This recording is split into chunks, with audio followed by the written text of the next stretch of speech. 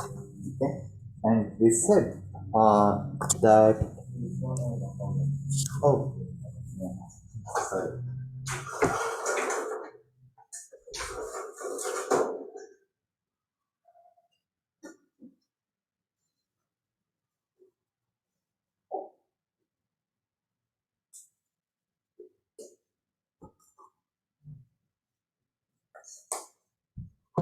So, what is the choice of the first word that you get?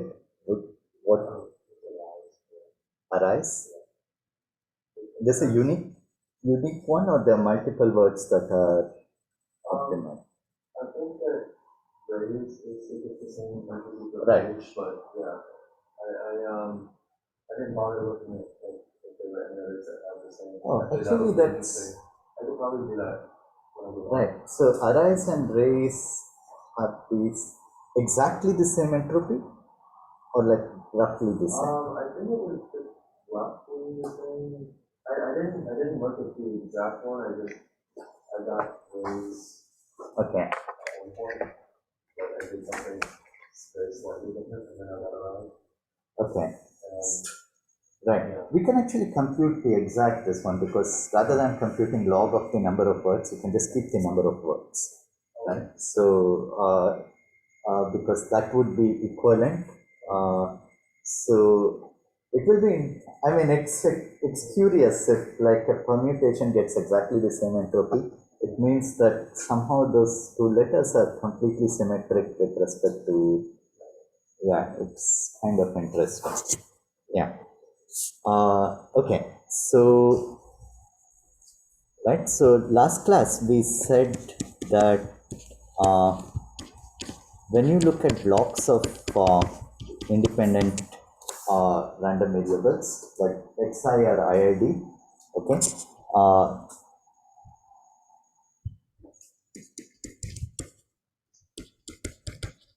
they're iid, but in addition, we also indicate by h of x their common entropy.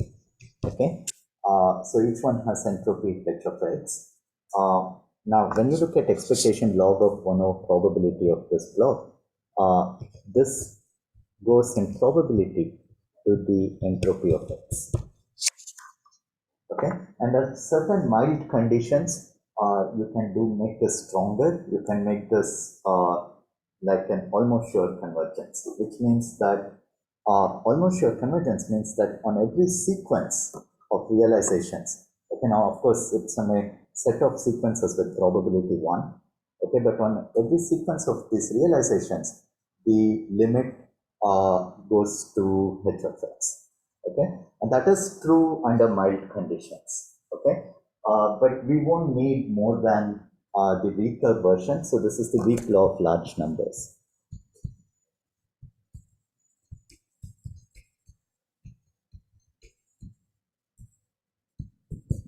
Okay, just to get us to appreciate this, let's do a simple example where you have convergence in probability, but you do not have convergence almost surely. Okay, so we are going to consider like a sequence of random variables which converge in probability. My recording, yeah, which converge in probability to a limit. Okay, but they do not converge. They do not converge in. So they do not converge almost surely with probability. Okay, so here is an example.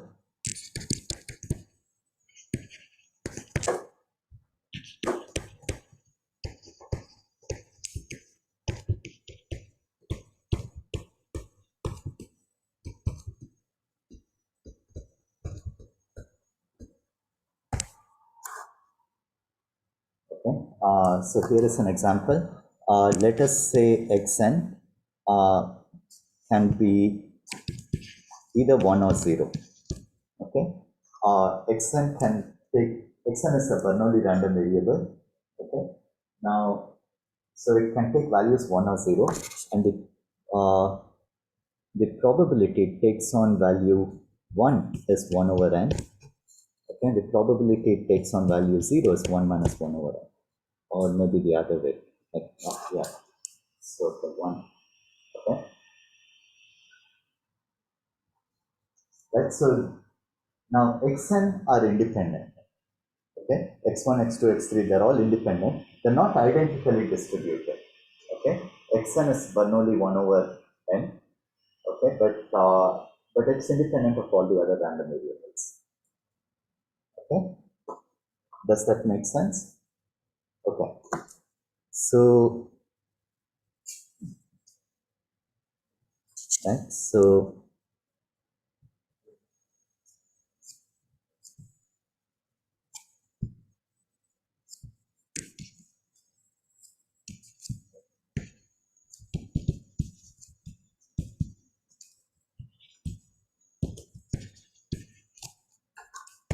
okay, so this is a sequence of independent random variables that are not identically distributed. Okay. Now in this case, let's do the easy part first. Let's verify that they converge in probability to 0. Okay. So here xn converges in probability to 0. Okay, because for all positive epsilon. Okay, so we have probability xn minus 0 is greater than epsilon. Okay, equals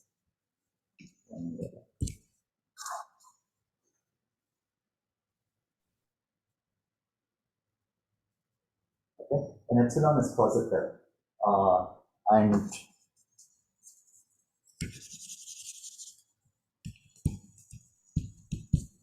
right, so when epsilon is positive, okay, the probability this is greater than epsilon is 1 over n. Okay, so this is because this event is simply the probability xn equals 1. Of course, when epsilon is bigger than 1, it is always 0. Okay, so there's no problem. Okay, so the limit as n goes to infinity of the probability that xn minus 0 is greater than epsilon equals the limit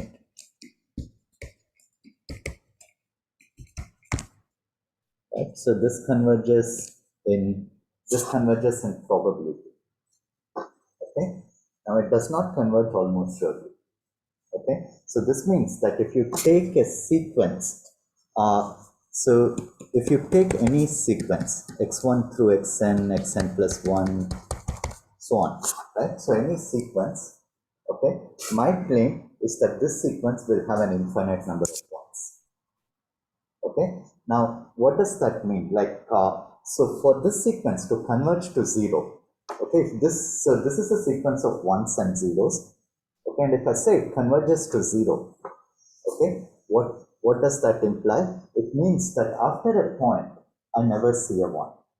Okay, because it can only take two values, 1 or 0. If the sequence converges to 0, it means that, okay, it can be 1, it can fluctuate 1 0 1 0 for a while. Okay, but after some point, it needs to be 0 all the time. Okay, now the I'm saying that is not going to happen. Okay. Now you can prove it in many different ways. You can show that any block, okay, any block of numbers, what's the probability that a block of numbers is always 0? Okay. So you can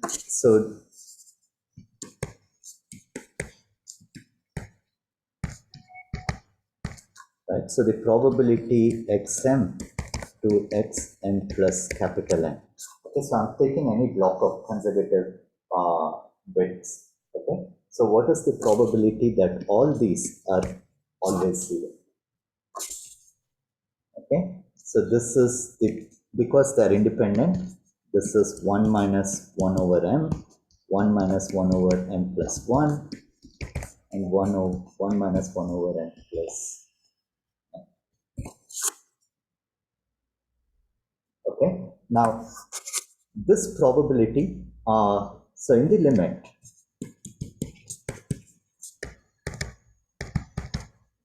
the product of 1 minus 1 over n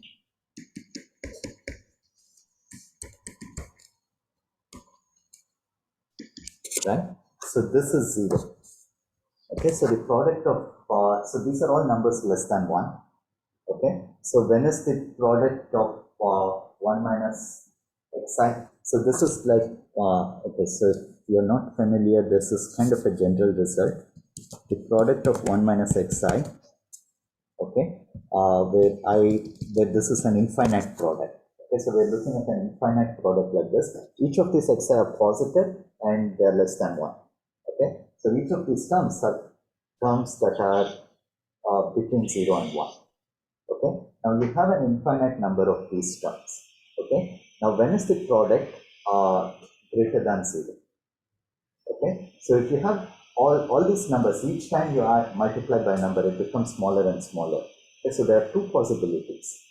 Okay, it is so this if you look at this number bn is the bn is the product to capital N terms. Sorry, bn is the product to capital N terms, and I'm asking what is the limit as n goes to infinity of bn. Okay, so is this bigger than 0 or less than or equal to 0?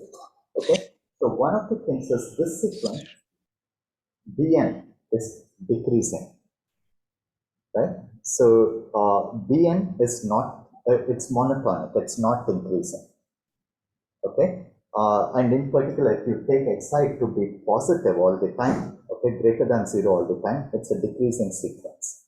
Okay, now since bn is a decreasing sequence, okay, it is bounded from below by 0. Okay, so there is a limit. Okay, so what is the limit? Okay, now is the limit greater than 0 or equal to 0? It's equal to 0, actually. Pardon? It should be, limit is equal, but we cannot reach that. So It's infinite. when is the limit greater than 0?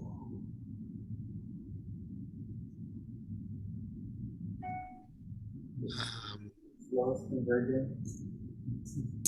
Function to 0.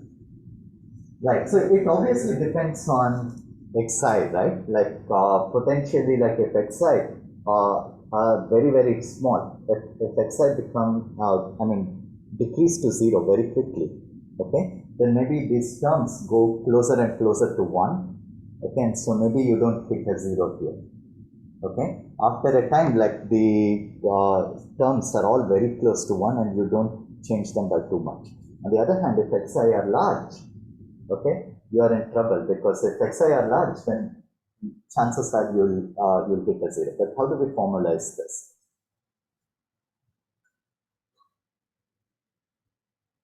Okay, there's one simple way to get like at least a sufficient condition on when it is. Ratio test, actually. The ratio test may or may not. It may. Here, actually, 1 minus xi is less than 1, so bn over bn plus 1 is less than 1. Bn plus 1 over bn is less than 1, so the ratio test says that it should goes to 0. No. The ratio test is for like for a series, right? So Yes. A series. No. I just want the limit as bn goes as n goes to infinity. Okay. Right. So when is right? So here. Okay. So here is how we can see it. Like so, 1 minus xi. Okay. So this is a function like this. Right, so if I plot it as a function of xi, okay, 1 minus xi is a function like this. The intercepts are 1 and 1. Okay, when xi is 0, 1 minus xi is 1, xi is 1, 1 minus xi is 0. Okay, now this is always less than or equal to e to the minus xi.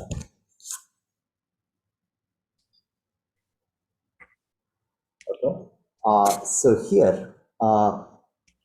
right, so bn, therefore, is going to be less than e to the minus summation of xi. Okay, and I goes from 1 to n.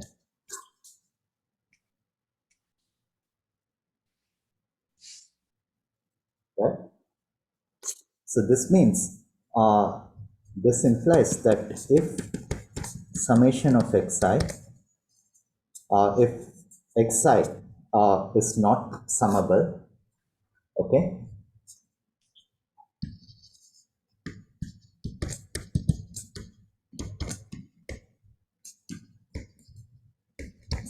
okay, then summation xi is not finite, okay, and therefore, so summation of xi blows up to infinity, okay, so that means e to the minus summation of xi goes to 0, okay, that means bn goes to 0, okay,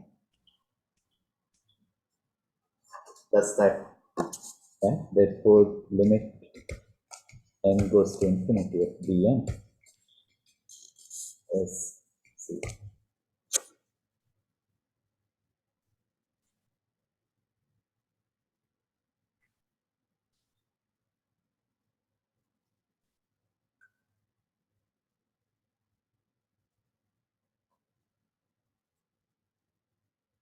Okay.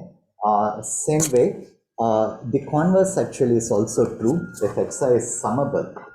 Okay, if xi is summable, the limit as n goes to infinity of dn is actually greater than 0. So whether this limit is 0 or greater than 0, okay, so it depends on whether xi is summable or not. Okay, so here 1 over I is not summable. Okay, the summation of 1 over I is not finite, right? And therefore, in the limit, this goes to 0. Okay, so if I look at larger and larger blocks of data, the probability that they're all equal to 0, okay, also diminishes to 0. Okay, so this is like a quick way to show that, I mean, to convince ourselves that you're not going to have like an infinite sequence of zeros all the time. Okay, you can do it in many other simple ways. You can notice that expectation of xi is 1 for all I, right? So the expectation of xi is 1 for all I, right? So this means that the sum of these random variables, okay, that has a, so if I take n of these random variables, that's a random variable with expectation equal to n, okay, and so the probability that random variable, the sum of all these xi equals 0, okay, you can use the Markov inequality to show that it's going to be less than 1 over n. Okay, so you can do it many different ways. Okay, but this is an example where if you look at a particular sequence of random variables, okay, this sequence will never have like an infinite sequence of zeros. So it won't have an infinite sequence of zeros with probability 1. Okay, so that means like if I look at all infinite realizations, okay, I take this set of realizations that contribute probability 1, okay, on all these sequences I won't find, so I'll find like an infinite number of ones. Okay, if there are an infinite number of ones, it means that on this sequence the convergence is not to 0, so this sequence does not converge. Okay, so this is like this is just to get us to appreciate like what is the difference between convergence and probability and almost surely. And here, like the weak law of large numbers, here we only ask for convergence and probability. Okay, that said, like we will say later when we can strengthen this result to convergence almost surely. Okay, but even with this, there is actually something that we can say. Okay, and this is like a very core principle in information theory. This is called the asymptotic equipartition property.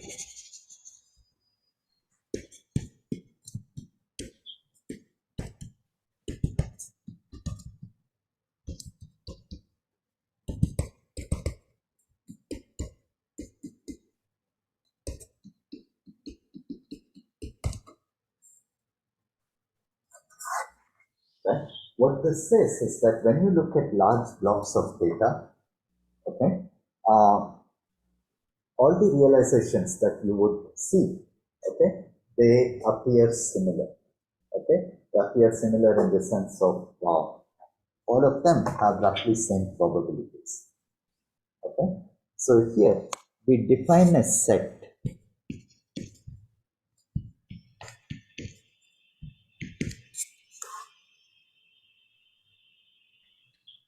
Actually, let me put n on top. Okay, we define the set. Now you have a sequence of IID random variables. Okay. Now for every n, okay, I define this set which we will call the typical set. Okay, so that we call it typical because these are the realizations that are going to be typical for this source. Okay, so this is like a typical set. Okay, and these are all the sequences, okay, such that the probability of the sequence is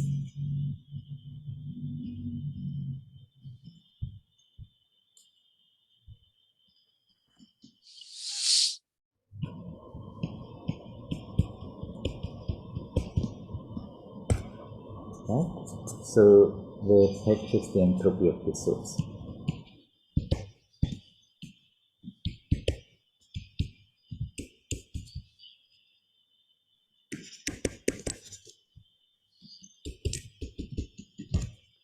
Okay, so these are IID sequences. Okay, these are sequences generated IID. Okay, now we assume that each of these random variables, every single random variable here has entropy equal to h. Okay, so x1 has entropy h, their IID, so x2 has the same entropy and so on. Okay, now the typical set, okay, it's a set of all sequences x1 through xn. Okay, so that the probability of the sequence, okay, is between 2 to the minus n h minus epsilon n. So the probabilities have to be roughly 2 to the minus n h. Okay, they can exceed 2 to the n h by 2 to the n epsilon. They can be lower than 2 to the n h by 2 to the minus n epsilon. Okay, by a factor. Okay, so but any sequence in this range, okay, we call it typical.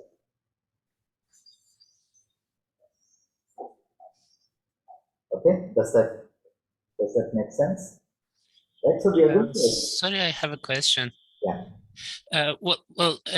If xi's are IID, then px1 to xn is actually the multiplication of the pxi, and each of those has entropy of h. Right. Entropy is the expectation of the log probabilities. Yes. Okay. Okay. So okay, I see. But so this is for IID. So the other thing is like this is for IID x1 through xn. Okay. And later on we will actually use like a variation of this AEP property even when we have like slightly more general sources. Okay. Now so but is this clear? So let's do an example. Okay, so let's look at Bernoulli key sources and see what the typical sets look like. Okay.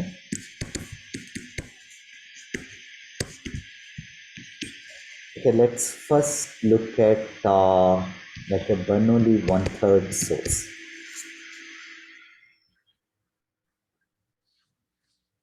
Okay, now we have x1 through xn. They're all independent Bernoulli 1/3 random variables. Okay, so there are a few things that are going to be useful for us right now. So one of them is like, we know these combinatorial coefficients. Okay, so we have to deal with many of them. Okay, so what we'll do is like we'll try to get an approximation for them so that we can work with this approximation. Okay, so when you look at this one, so this is n factorial over k factorial times n minus k factorial. Okay, now these factorials are at the outset, they seem like very complicated quantities. Okay, so n factorial is 1, 2, 3 all the way to n, the product. Okay, but lucky for us, there is something called Stirling's approximation.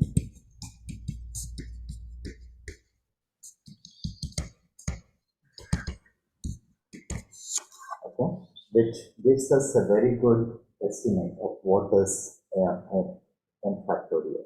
Okay, so here it says that n factorial is, I'm going to explain this symbol in just a minute.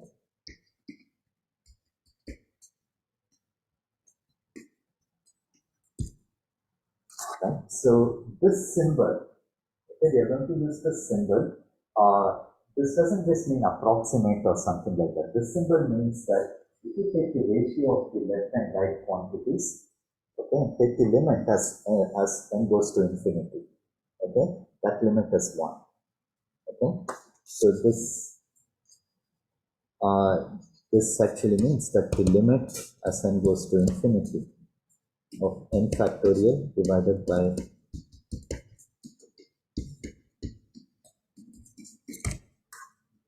okay, so it's stronger than the order notation that is used. Okay, so this means, so this symbol, the symbol actually means that the ratio of the two sides goes to 1 then n goes to infinity. Okay, so this is Stirling's approximation. Okay, and it gives us a very good idea of what is n factorial. Okay, so in fact, we can get it.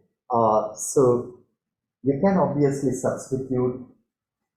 You can substitute the approximation for n, k, and n minus k. Okay, one of the things to note is that Stirling's approximation is really good when n is something like by the time n is like 9 or 10. Okay, Stirling's approximation is fantastic. Okay, but when n is very small, like 1 through 9, okay, it's not that good. Right? So, but for very small numbers, n factorial is not a very good approximation. But for n at 10 and greater, it's actually very good. Okay. So keeping that in mind, like when n choose k, we are looking at k, which is like 0, 1, 2, 3 to 9. Okay, Stirling's approximation may not be the best idea. Okay, but when we are looking at k, which is like anything greater than 10, this is a very good approximation. Okay, now, so if you substitute Stirling's approximation here, you're going to get something like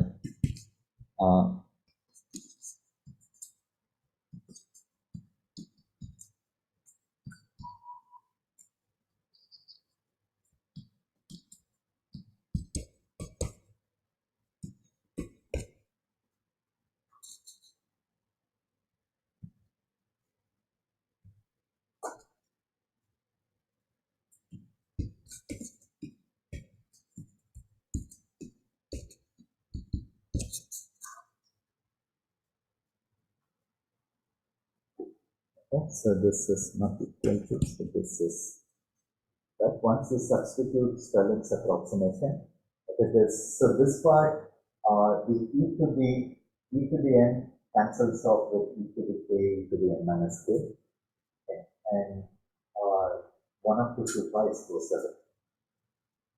Okay.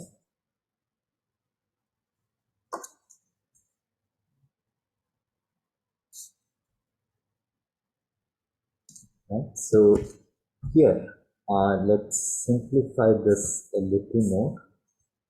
Right. So here, I'm going to write this as k over n to the minus k.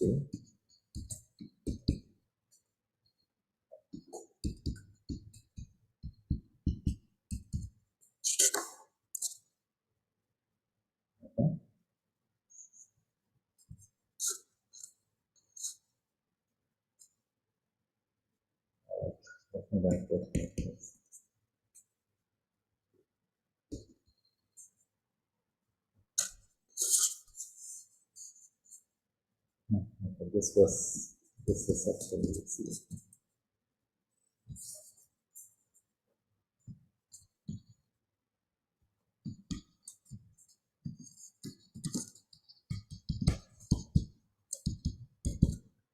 Okay, when you look at this term, the exponential term, okay, so these terms are just polynomial in n and k, okay, while these terms depend exponentially on k, okay. So if we pay attention to the exponential, so this is just 2 to the n h of k over n, where h, little h, is the binary entropy function, x log 1 over x, or minus x log x.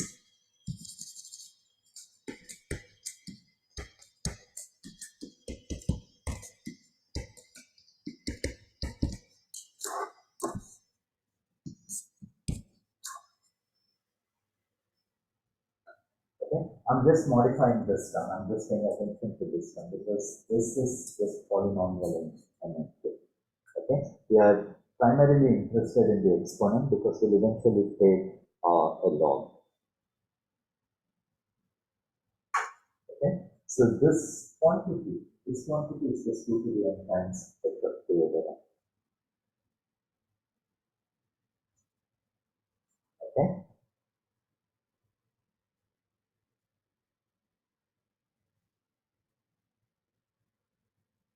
Right. So n choose k. Also, we can do a little better with this. So we can do a little better with this. We'll come to that. Okay. So one point is like n choose k is roughly 2 to the n times the binary entropy function of k over n. Okay.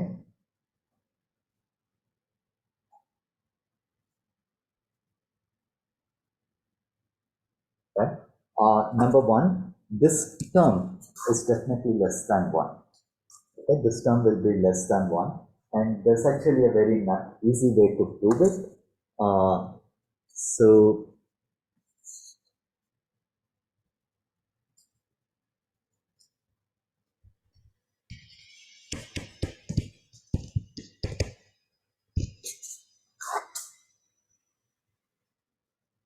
okay, so this polynomial term is roughly 1 over square root of n in magnitude. Okay, so in magnitude, this is roughly 1 over square root of n.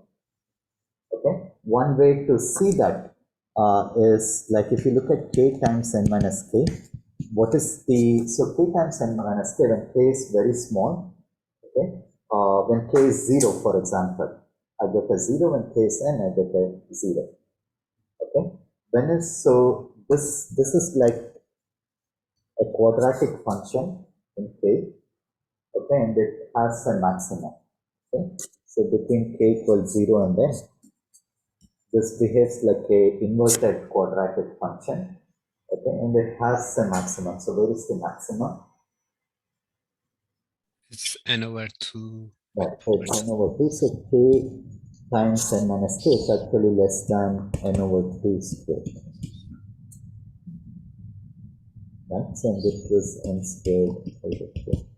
Okay, so you can always say, for example, that square root of n divided by square root of 2 pi k times n minus k is therefore greater than square root of n.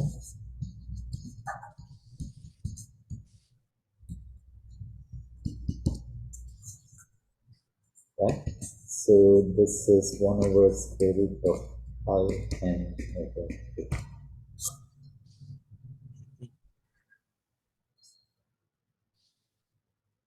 Okay,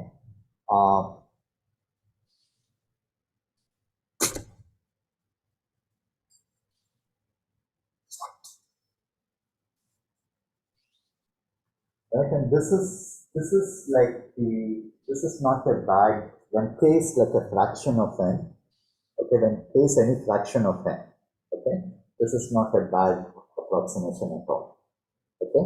So in particular, let's go back to our IID Bernoulli 1/3 source. Okay, time, let's try to identify the critical set knowing what we know. Okay. Now here, so we are asked to take every sequence xn, okay, such that the probability of the sequence x1 to xn is less than 2 to the 2 to the minus n h minus epsilon greater than 2 to the minus n h plus epsilon. Okay. Now, so one thing is what is 2 to the minus n h? Okay. So here the entropy of this source is 1/3 log 3 plus 2/3 log 3 over 2. Okay, so this is the entropy of the source. N times h is this much.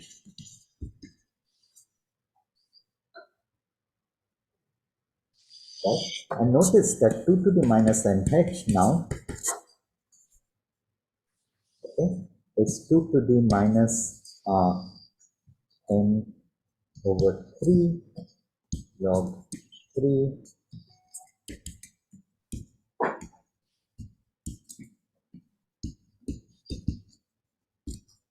okay, and this is 1/3 to the n over 3, 2/3 to the 2n over 3. Human driving. Right? So because this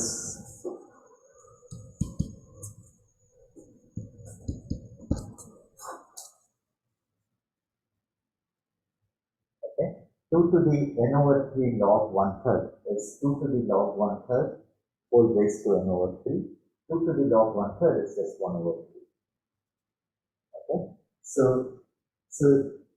what we are asked to do is to pick sequences, okay, whose probability lies between this number to the 2 to the n epsilon and this number divided by 2 to the n epsilon. Okay, but what is this? This is the probability of a sequence with exactly 1/3 ones and 2/3 zeros. Right?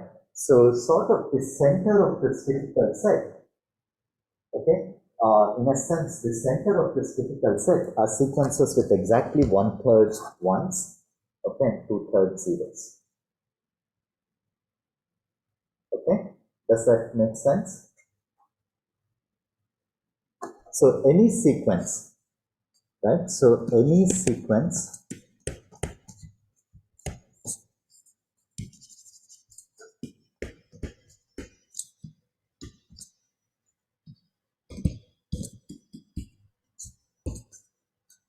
so let's face it this way, any sequence with n over 3 plus minus n epsilon ones, okay, and 2n over 3 minus plus n epsilon zeros. Okay, so let's say I take any sequence, okay, let's say I take any sequence where the number of ones is not exactly n over 3, okay, but n over 3 plus or minus n times epsilon, okay, and the number of zeros is 2n over 3, so if I take plus minus, this has to be minus plus, okay, so if I increase the number of ones beyond 1/3, okay, by an additional fraction of epsilon, I decrease the number of zeros by the same fraction. Okay, so any sequence with this many ones and this many zeros, okay, has probability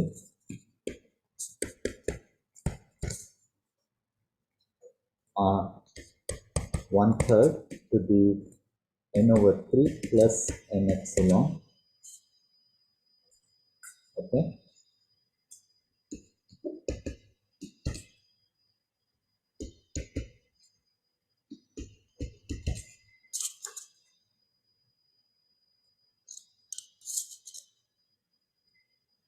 okay, So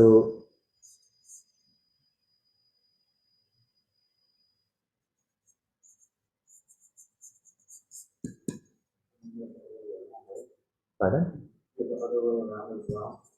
Right. So I'm saying this is the minimum probability, right? If I increase that, this has the smallest probability.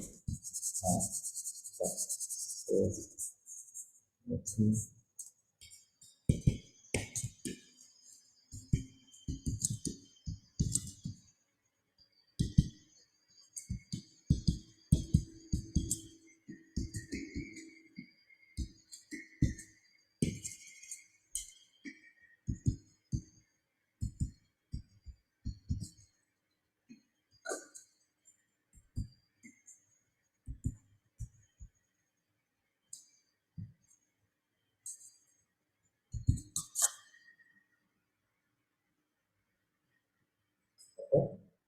so let us say, let's call this epsilon tilde because we're going to change this tilde based on. Okay, so if I take a sequence between n over 3 plus minus like this perturbation, okay, it has probability in this particular way. Okay, now this is so this is 1/3 to the n over 3, 2 over 3 to the 2n over 3 times 2 to the times what we have is 1/3 to the n epsilon tilde, okay, and 3 over 2 to the n epsilon tilde. Yeah, no, I had rigged it properly. So this is 2 to the minus n epsilon tilde, okay.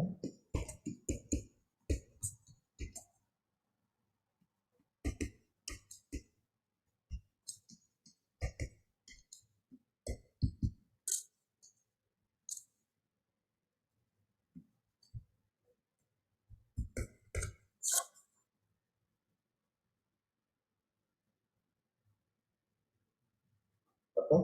Now in this case, and only because I chose 1/3 and 2/3, okay, so computations are easy. I can choose pick epsilon tilde to be equal to epsilon, okay, and my typical set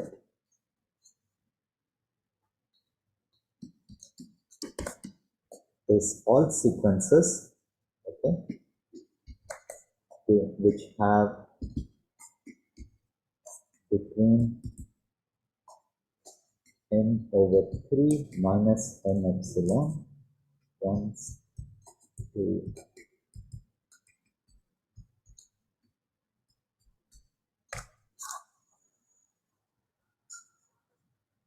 okay. So this is exactly the typical set. Right? Now, of course, if you didn't have a Bernoulli 1/3 source, your epsilon tilde would have been little different from epsilon. Okay? Here epsilon tilde will be equal to epsilon because of the particular choice of the parameter 1/3. Okay? But in general, it may be different. Like based on this term you need to set to 2 to the n epsilon and 2 to the n epsilon, 2 to the minus n epsilon. Okay, so in the IID Bernoulli case, okay, your typical set is the set of all sequences which are between these many ones. Okay, and it's interesting because the typical set does not contain the most probable sequence. Okay, what sequence has the highest probability? Equal 0 and 1 probability, so half. So the sequence with the highest probability, this is Bernoulli 1/3, right? So Okay. it's the all zero sequence. Okay, so this has probability that is exponentially greater than any of these probabilities. Okay, and this is 2 to the 2/3 to the n. Okay, so the probability of this sequence is 2/3 to the n, which is way higher than 2 to the minus h of x. Okay, but we are excluding this sequence. Okay, so we are excluding many of the very high probability sequences. So the typical set does not necessarily contain all the highest probability sequences. Okay, so rather it's something like this. Like if you look at the number of ones as the type, okay, the type which contains the type 0, okay, which contains no ones at all, okay, it has one sequence which is very high probability, but just one of them. Okay, the sequence with just one single one, okay, also has very high probability. Okay, it has 2/3 to the n minus 1 times 1/3 probability, but there are only n of those sequences.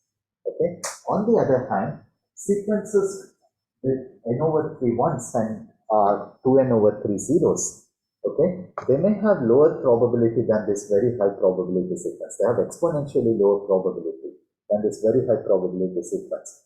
But what happens is that their probability is the number of sequences is also very high. Okay, it's something like this. If I look at the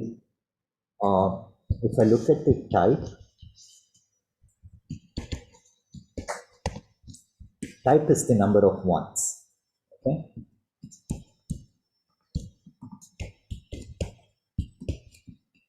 okay, the type can be anywhere between 0 and n. Okay, and I plot two curves. The first curve is probability of an individual sequence.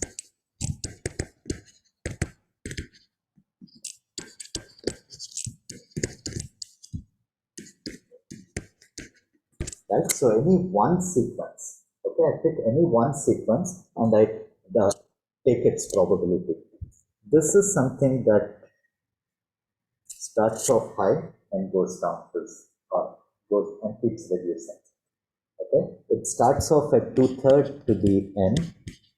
Okay, and this is 1/3 to the n. Okay, and a particular type with corresponding to k ones. This is 2/3 to the n minus k and 1/3 to the k. Okay, this is an individual sequence. Okay, keep in mind this is not the probability of the type. Okay, this is the probability of an individual sequence of that given type. Okay, now I have a different one. This is the red curve is the number of sequences with that type. Okay, the number of sequences with a given type is the binomial. This one, so this is like this. It hits a maximum at n over 2.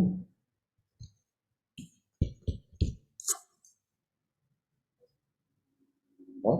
So this is n choose k. At any k, the value I have is n choose k. Right? So these are all the binomial coefficients, and these are the number of sequences of a given type. Okay. Now this hits a maximum when k equals n over 2. Okay. But what we are looking for, the probability of the type, is the product of these two types. Okay. So when you're looking at very small values of the type, high probability but very few sequences. Okay, this keeps increasing. The number of sequences keeps increasing to n over 2. Okay, and what happens is, like, if you have a Bernoulli 1/3 source, okay, the product of these two hits a maximum at k equals 1/3. Okay, k equals n over 3. Okay, so the probability of the type itself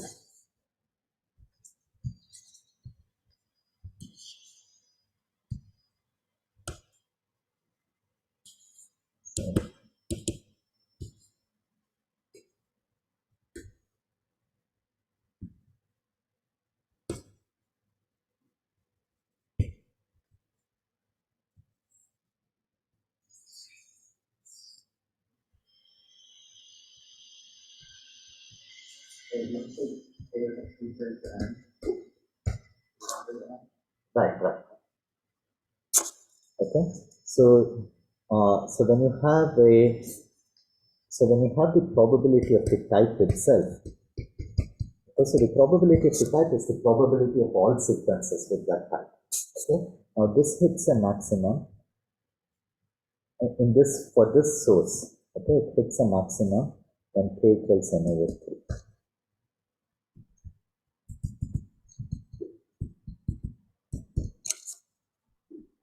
Okay, for a Bernoulli tree source, it will hit a maximum very close to n. Okay, it's one of the integers closest to n. Okay, right. So does that make sense? Right, and the typical set. Okay, the typical set is all sequences whose type falls in a particular band around the maximum.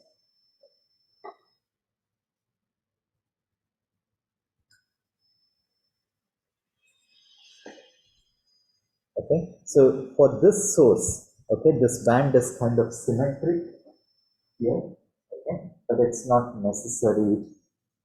There's no requirement that it is necessarily symmetric around the node in general.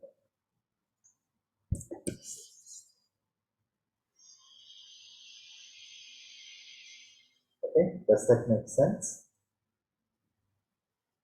Okay, so right, so this is the typical set. Okay, so it does exclude some of these very high probability sequences. Okay, but the good news is all these sequences have the number of ones very close to 1/3 fraction for this source. Okay, so all the sequences are roughly the same probability. Okay, and what is more interesting is that the probability of the typical set will be very close to 1.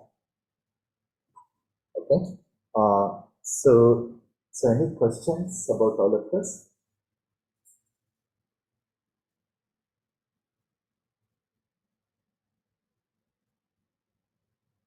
Okay, so if you look at just one type here, okay, the type corresponding to n over 3.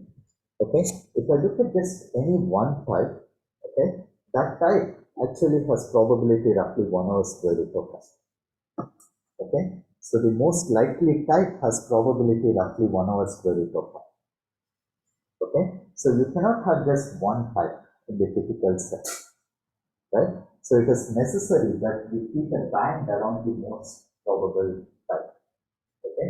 Because the most probable type by itself has probability only 1 over square root of, okay? That's why we need a band around it. A single type is not good enough, okay? A single type has sequences, all sequences exactly the same probability, okay?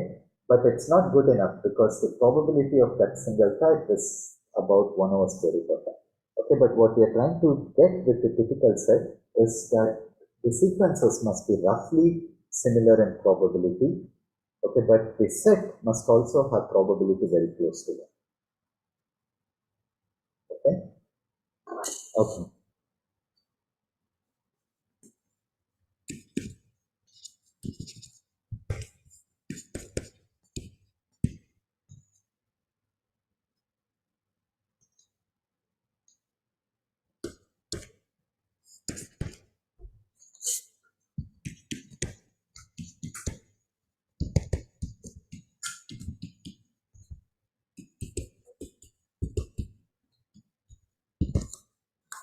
Okay, let me ask you a different question. If I take the Bernoulli 1/2 source, okay, yeah, let's do this.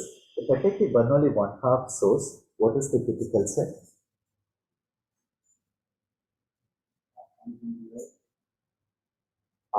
Think a little carefully. What is the definition? All sequences whose probability is between 2 to the minus n h plus epsilon and 2 to the n h minus epsilon. Okay. So with this definition, okay, what would be the sequences, or what would be the typical set of the Bernoulli 1/2 source?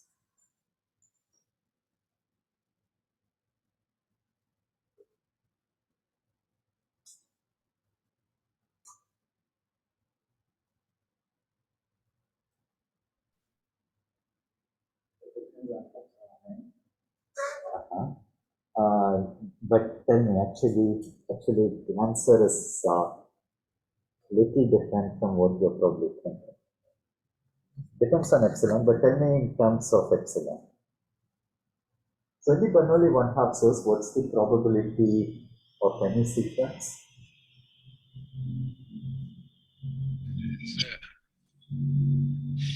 Pardon? 1/2 with power n. Right. Every sequence has probability that is the same, 1/2 to the n.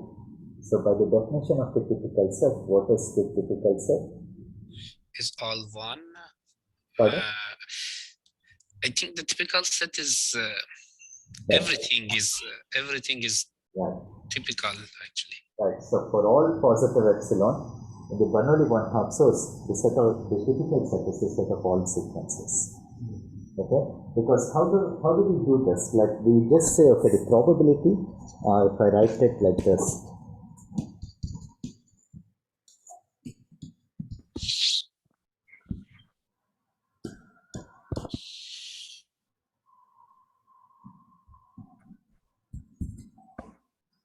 the Bernoulli one-half source, okay, any sequence which has probability, so here, for the Bernoulli one-half source, h is 1, okay, half log 2 plus half log 2, which is, log 2 is 1 because we are taking logs to base 2, so half plus half 1, okay. So for the typical set in the Bernoulli one-half case, okay, we would be asking any sequence with probability 2 to the n minus n times 2 to the minus n epsilon, okay, and probability 2 to the minus n times 2 to the n epsilon. But every sequence has probability exactly 2 to the minus n. Okay, so if epsilon is any number positive, any number greater than 0, every sequence has probability 2 to the minus n exactly. Okay, which obviously lies between 2 to the minus n and minus epsilon and 2 to the minus n plus epsilon. Okay. Can you scroll down to the box again for the Yeah.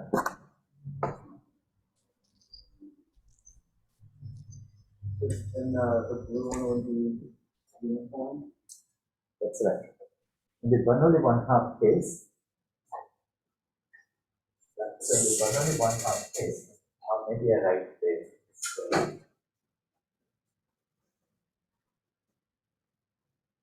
the Bernoulli one-half case, first h is half log 2 plus half log 2 plus 1. Okay. And in a typical set ratio, the small sequences such that 2 to the minus n times 2 to the minus n epsilon.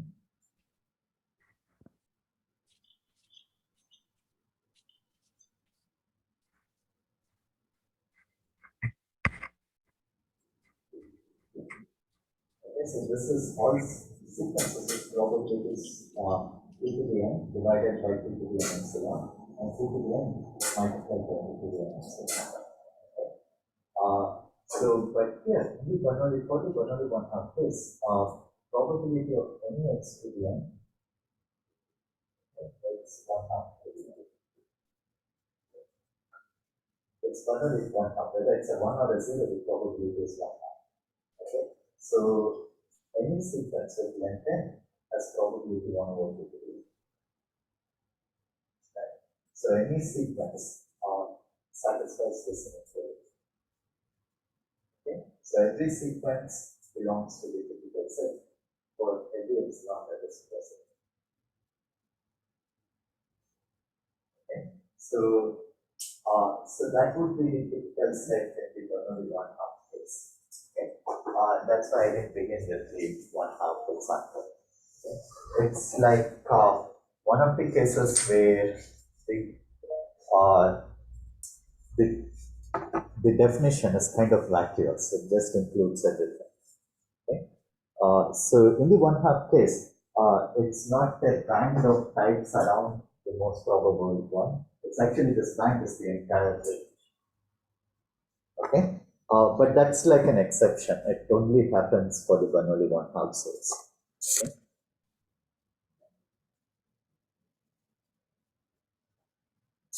Right. So let's look into some properties of the typical set. Okay. Number one, we will have that the size of the typical set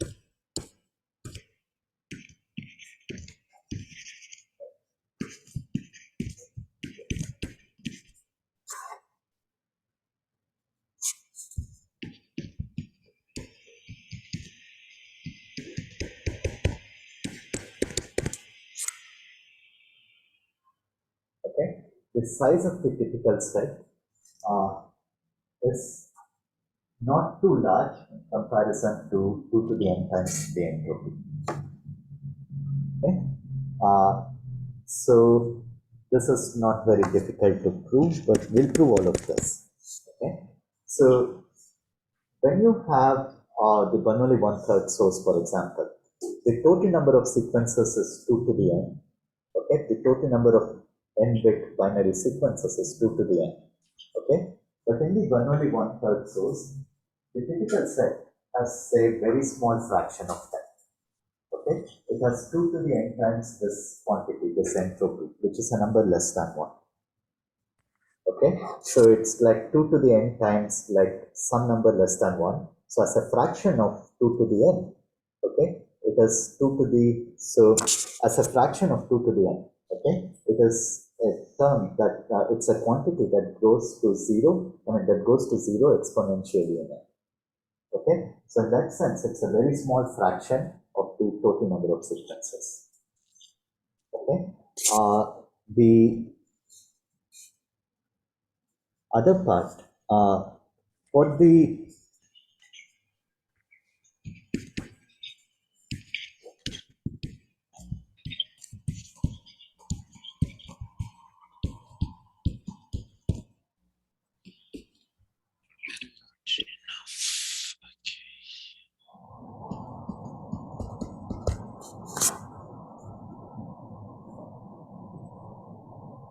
right? So for large enough n, okay, and how large actually depends upon the source. Okay, in some cases, like the Bernoulli case, okay, we can get uniform bounds. Okay, we can get a value of n purely dependent on epsilon. Okay, but the AEP is not just for Bernoulli one-half sources, okay, or just Bernoulli IID sources. That's not the one we are just concerned about. Okay, we are actually concerned about a lot more complicated sources too. Okay, so for all these sources, right, for n that depends potentially on the source, you'll have that the typical set has probability at least 1 minus epsilon. Okay, so it has a large probability with very few sequences. Okay, so these are the two most important properties we want to highlight. Okay, and it's actually very easy to see both. There are two more allied properties which we will look at, but these are like the highlights. Okay, the proof is very simple.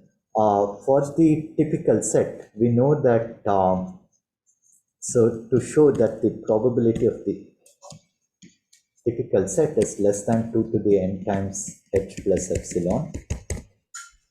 Okay, we note that every sequence in the typical set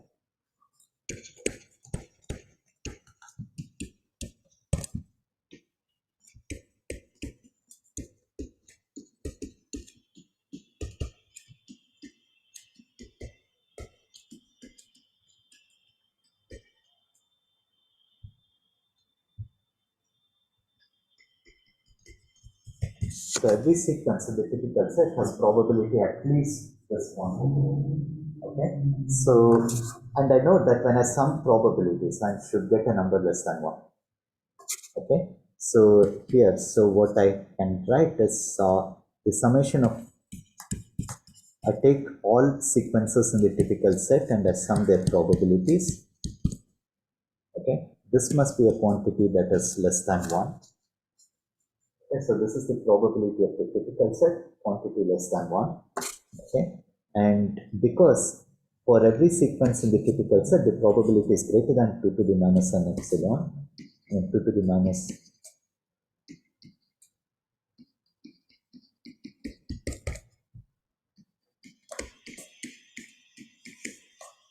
right. So I'm summing this number.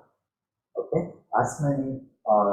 So this summation is like for every sequence in the typical set, I add this one more term of this. Okay, so the summation is simply the number of terms, number of sequences in the typical set times 2 to the n h plus x. Okay, and when you combine the first and last steps, you get that the size of the typical set is less than 2 to the n h plus x.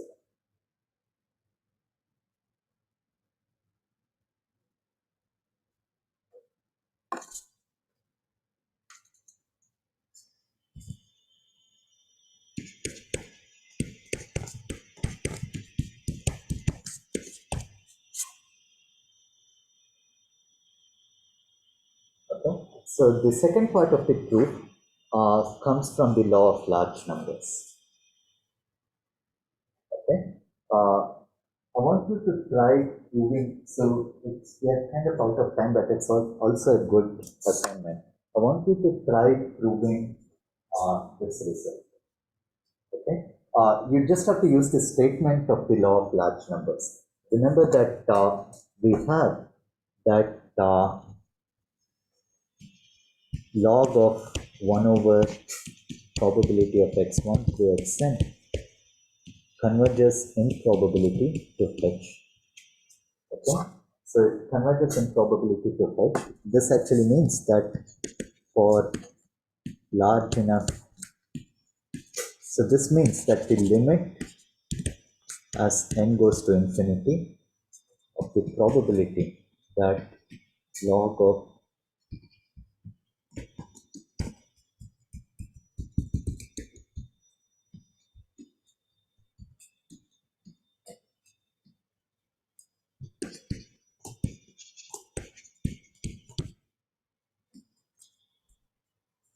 okay, okay,